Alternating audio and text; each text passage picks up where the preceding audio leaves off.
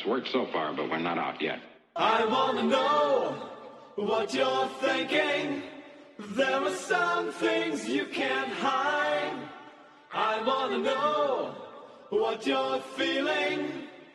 Tell me what's on your mind. Welcome to the Bar Exam. I'm Adam Barr, and I'll be your host and moderator. I'm here because I want to know what's on your mind. I've been a teacher for 23 years, and I'm here to listen to my students and find out what they're thinking on a variety of topics. Let's get to it and subject these kids to the Bar Exam. Hello, welcome to another episode of the Bar Exam. Remember, if you want to get in touch with the show, you can message us. The easiest way is on Instagram at the_bar_exam. And we are now also on YouTube with the Bar Exam as our channel.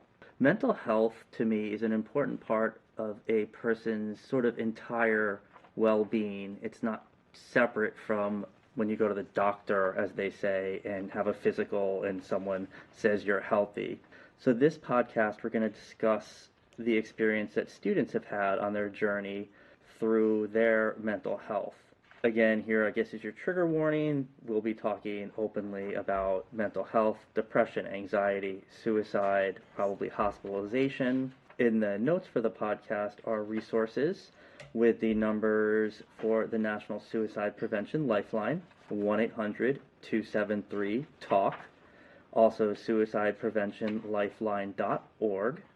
And for my LGBTQ plus community, the Trevor Project is a fantastic resource at 1-866-488-7386 or text GOT5 to 741-741 to start a conversation. For me, mental health needs to be treated as part of a student or any person's overall view of healthy, and poor mental health impacts a teenager's well-being. The number of adolescents reporting poor mental health is definitely increasing.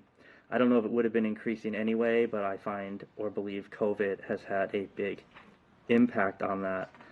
And there's some statistics that I'm going to pull from the CDC's Youth Risk Behavior Surveillance Data Summary, and this is 2011 to 2021. So the tail end of this is the beginning and middle of COVID, that in 2021, more than 4 in 10, or 42% of our students felt persistently sad or hopeless, and nearly 1/3, about 30%, experienced poor mental health.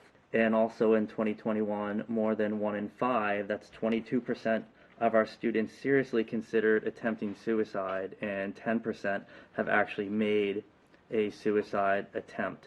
And then, as this is Pride Month, there are some groups more affected than others. They found that members of the LGBTQ plus community, female students across racial and ethnic groups, tended to have poor mental health. Nearly 45% of the LGBTQ plus students in 2021 seriously considered suicide, far more than their heterosexual counterparts. And black students were more likely to attempt suicide than students of other races and ethnicities. So why is this a big deal? For me, poor mental health in adolescence is more than just feeling bad or telling someone to suck it up because you just don't feel good. It impacts so many areas of a teenager's life. Youth with poor mental health may struggle with school and grades, decision making, and then their overall physical health. Mental health problems in youth tend to go along with other health and behavioral risks, like increased risk of drug use, experiencing violence, higher risk of sexual behaviors that lead to increase in HIV, STIs, and unintended pregnancy. Because many health behaviors and habits are established in adolescence, a lot of our teenagers can carry these behaviors over into their adult years, so it's important to address these issues now before they grow. Think of mental health, if we wanted to compare it to a cancer. You want to find it early and take care of it early and work with it early and not wait too long. Today I have students with me to discuss their experiences and what it's been like for them to have to struggle with mental health issues while being, I would say, honor students, and really good people. Before I start with my questions, because I think some of them may be deep or difficult to answer, and you can obviously skip any of them. Is there anything that you want to say on your own before I start questioning? All right, this is the difficult podcast. For the three of you, are you in treatment right now or currently seeing somebody related to mental health issues? Yes, I am. Yeah. Yeah. I have been also, so I understand.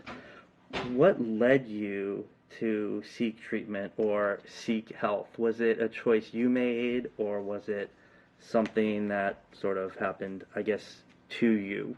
For me, it was just something that sort of happened. Like, in a way, it was sort of my choice, but for the most part, it was something I just had to do.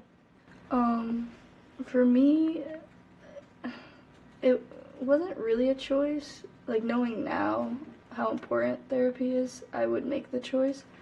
But growing up, mental health, like, in its importance wasn't really stressed for me, so it wasn't until, like, my doctor, saw some suspicious looking marks on my wrists that was when I was definitely taken more seriously across, like, my family and my doctors. How many of you have stayed with the same therapist or doctor, or have you tried different ones? I know for me, I went through many people before I found somebody I was comfortable with, because I think that's incredibly important. If you can't be comfortable or open with the person you're working with, it's not really going to work. I personally went through a couple of them before I landed on my current one. My current one, I started talking with her, like, during when we were all virtual for COVID, and then after, like, 3 sessions, I stopped until, like, very recently, so I haven't gotten many sessions, and so I definitely need to go through more therapists. I've had 2 therapists. I'm on my 2nd therapist right now, because the first one, it felt like either invalidating or we were just, like, talking about movies and TV shows. So, yeah, I'm on my 2nd therapist right now, and I'm actually, like, getting therapy. And are any of you currently on medication? Because I went through that also, on medication, through multiple medications before I found something that worked for me. Yeah, I'm currently on medication. I went through, I think, at least 3 other ones before I'm landed on what I'm on now, I think. I was on a general one for depression and anxiety for, like, about a year until recently, because in addition to that one, I was starting one it treats ADHD, anxiety, and depression, and then I was having weird hives, and I don't know where they came from. I stopped that, but I also went cold turkey on the other one, which was not a good decision because my doctor didn't tell me to do that. Don't go cold turkey without talking to your doctor. Have you found, especially if you've gone through multiple medications, that it's working? Have you felt a difference from before you were taking it, or do you feel like you're just taking a pill because you're supposed to be taking a pill? For me, I don't really notice a difference, but that might just also be because it's myself. I've been told by people around me, like my parents, that they see a difference, but it's not something I can see myself. The one that I just stopped taking, that I've been taking for a while, the reason I stopped taking it was because I only just felt, like, more numb. It didn't really make me happier. But since going off of it without talking to my doctor, I've been a little unstable, and, like, my depression is, like, at an all-time low right now. For me, I'm, like, on my 2nd med right now, like, trying a new depression med. And I feel like for a certain amount of time they work, and then they stop working, and I have to try something new. And I feel like I will probably have to try another new thing soon, because I'm on, like, the downward slope of how effective it is. Do you think it's your body develops tolerance for it and they just need to change the dose? Which I guess leads me to the next question. Who is your prescriber for your medication? I know for me, it started with my doctor, my, like, general practitioner. and it wasn't really working, so now I have a psychiatrist or a nurse practitioner psychiatrist, and that's what they do, which I know is very difficult to find for teenagers and children. Who is doing your prescribing? I actually have my own psychiatrist who does it, so that's how I get mine. Mine was my general doctor, but my therapist is like, you should probably see a psychiatrist. No, I agree. That's basically all they do is prescribe medications. And I think they are, sorry, general practitioners, I think you'll admit they're much better at it, especially when dealing with youth. I feel, this is just my personal opinion, that Lexapro seems to be thrown at every teenager as drug number one, and it's not always the best option. For me, it's just my primary doctor who prescribes my medications. I guess here's the deep or difficult question, if you want to share or talk about it. Have any of you ever been hospitalized, and what led to that hospitalization? Whether it's just observation for a few hours or an inpatient facility. I was hospitalized for 3 weeks, and that came from a suicide attempt. I wasn't myself, but my cousin was, and my dad, I think he was. He was in there for drug-related rehab, and he has some severe mental illness issues, so I think it was both of those. Did you find that it helped? Like, while you were there, was it just marking time, or do you find that you left feeling better than when you went in? A lot of it for me was honestly counting the days until I could get out, because I didn't really want to be there. And then there were a couple incidents while I was in the hospital that were a little bit traumatizing and honestly made my mental health worse in some cases, because there were a couple violent patients. So there were times where we'd be locked in our rooms for like an hour or so at a time, and then we wouldn't know why, so we'd all get really, really anxious. And then were you in, I guess, a youth program? I know I've been with someone who was hospitalized at a regular hospital, Ellis Hospital nearby, and it was basically a child surrounded by adults on their, I guess, psychiatric holding area. Were you with other youths, or can you tell us what's it like? What do you do when you're being hospitalized? I don't know what people will think. I feel as if, I haven't noticed it in our school population, but I've seen other places where it seems like a rite of passage to sort of say, oh, I've been hospitalized, and I've been hospitalized multiple times.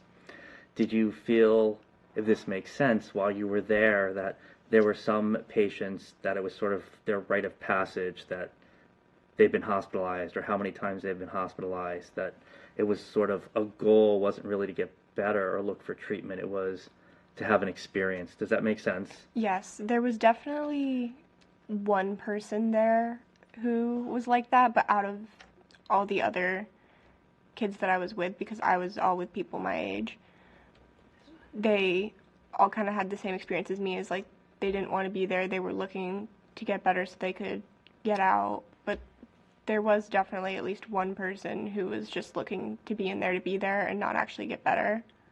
And they were kind of treating it almost as a flex, which I don't think is the case. No, that's the perfect word. I wish I had thought of that. I have seen that a lot, where it seems to be more my experience in the LGBTQ plus community, that it is a flex. It's sort of, I'm one-upping you. Oh, you've been to Ellis inpatient? I've been to Four Winds, and Yeah. I've been to Four Winds twice, and I had a horrible experience, and oh, this person and that it doesn't look like people are goal-oriented at getting better. It's like they're looking for more experiences. So you saw some of that. It's not just me. No, yeah, I did definitely see some of that. I actually still talk to a couple of my friends from the hospital, and a lot of us don't really talk about the experience a lot outside of like some of our friend groups.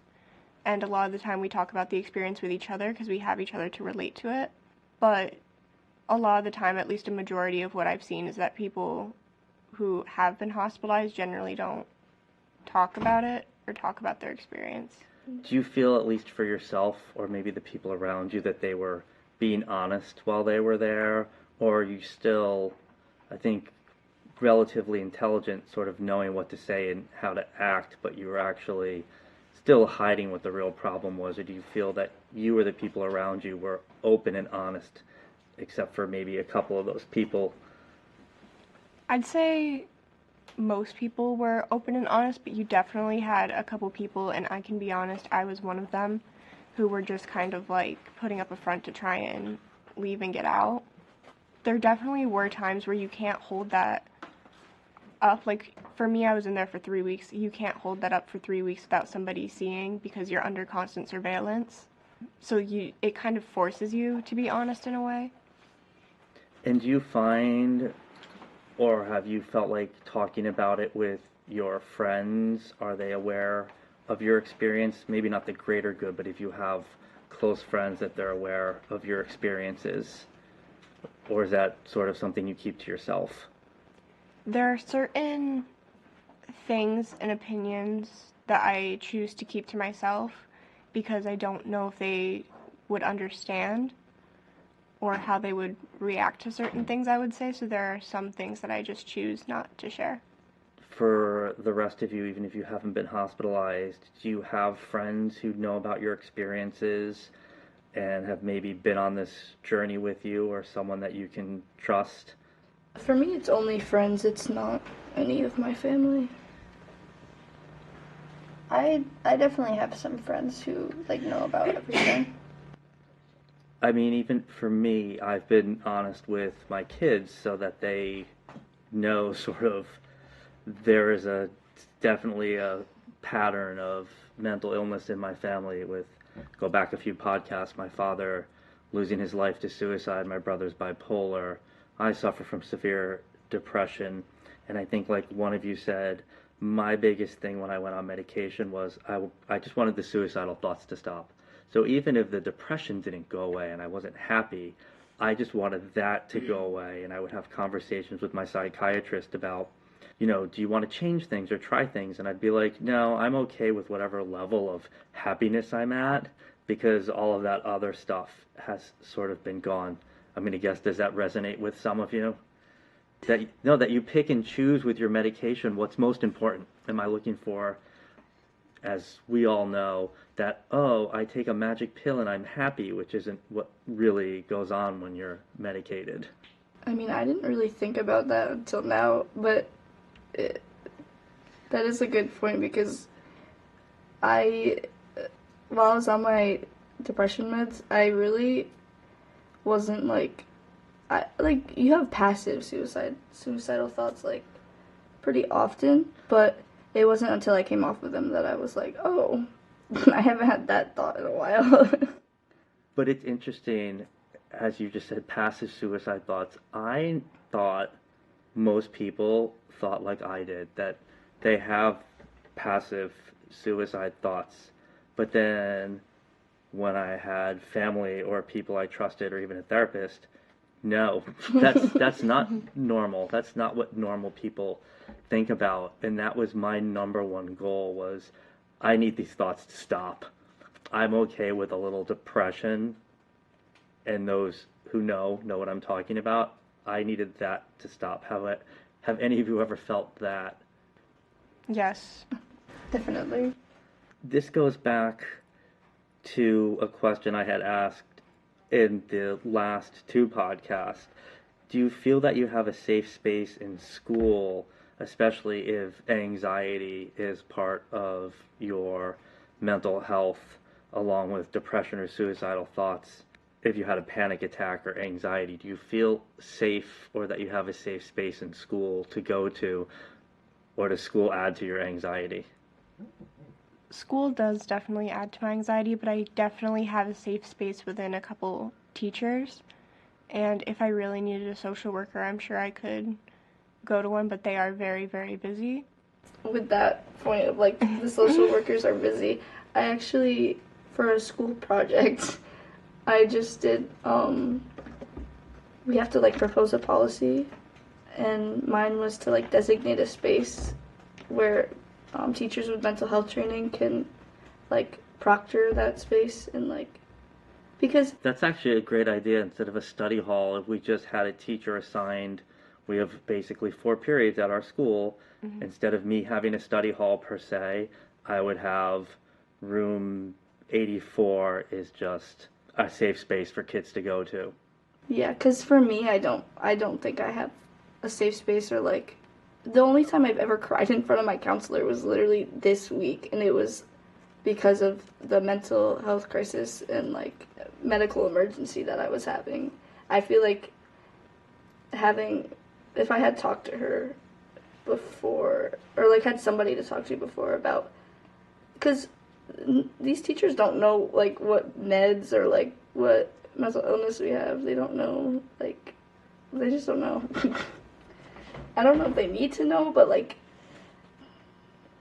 Or if you felt like there was someone you were comfortable with, they could be your designated person where you could meet with them one-on-one and create some sort of safety plan, I guess. right.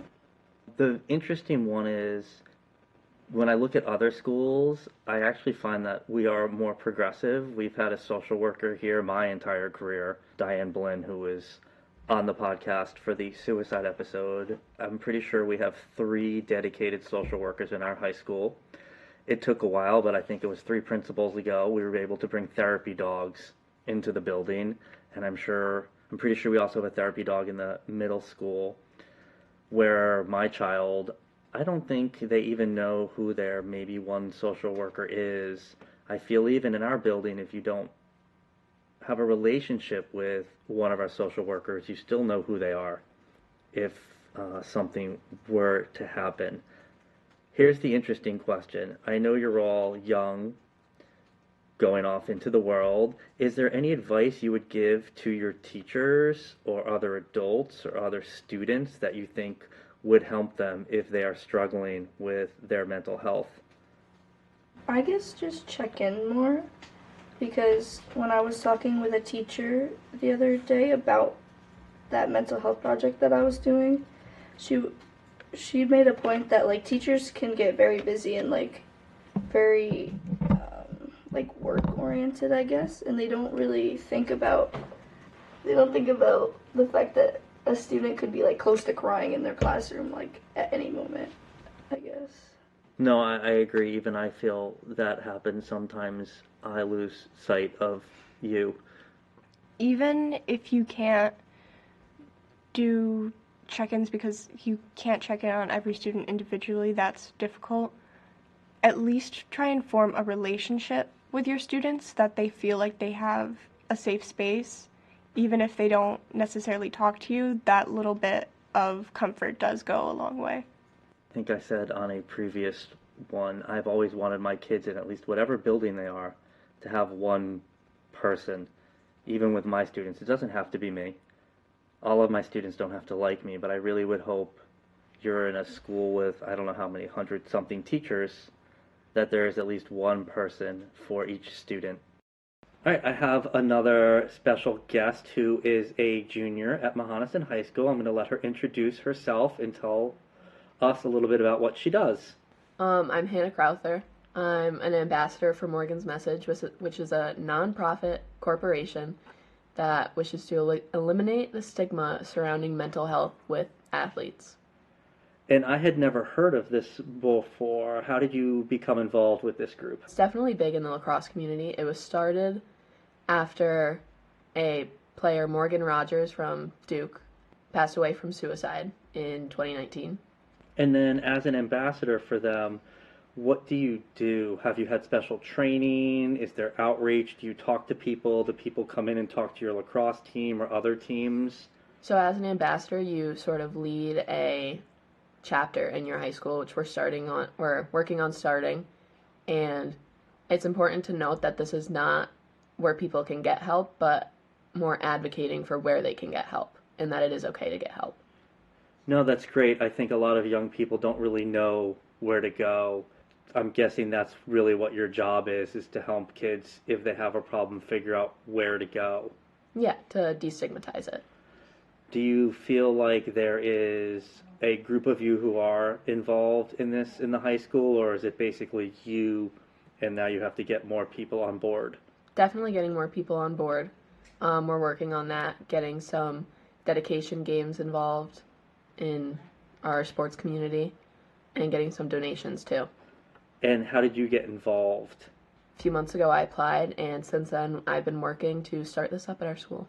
What made you want to apply and be an ambassador?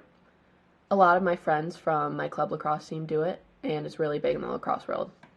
Do you think it's making a difference? I know we don't have a chapter here yet, but do you think kids are listening to other students advocate for mental health and look for resources?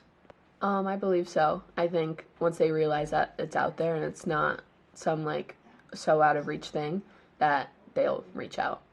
I really want to thank Hannah for introducing me to Morgan's message. I had heard about Morgan's story, but I did not realize a group had been started to try to destigmatize really mental health awareness for our youth, and in this case, athletes and the lacrosse community. You can find out more about Morgan's message from morgansmessage.org. I'll also put some info in the show notes. Thank you so much, Hannah, for joining me today. Basically, I think what I come down to is you know your body and your mind better than anybody else. If you decide to ignore the signs, signals, or thoughts you're having, things aren't going to get better. And I think all of us adults, teenagers, we like to ignore things and hope they go away. And I think when it comes to issues of anxiety and depression, you just end up getting lower and lower. And then as you open up this bag of all of the baggage you've been putting aside, it sort of explodes, which is why we should get out in front of it if we can, instead of waiting till something bad happens. So now, is there anything you want to share? If not, I can't thank you enough for sharing your feelings and stories about something that is incredibly personal and in society is not widely accepted yet. I guarantee if we had the same conversation based on someone having a more physical diagnosis that people are used to, like cancer, it would go differently. For some reason, we hide mental illness, and we really need to make it more important. I can't thank you enough. And then remember, if you want to get in touch with us, you can message us on Instagram at @the_bar_exam. Thank you, and talk to you next week.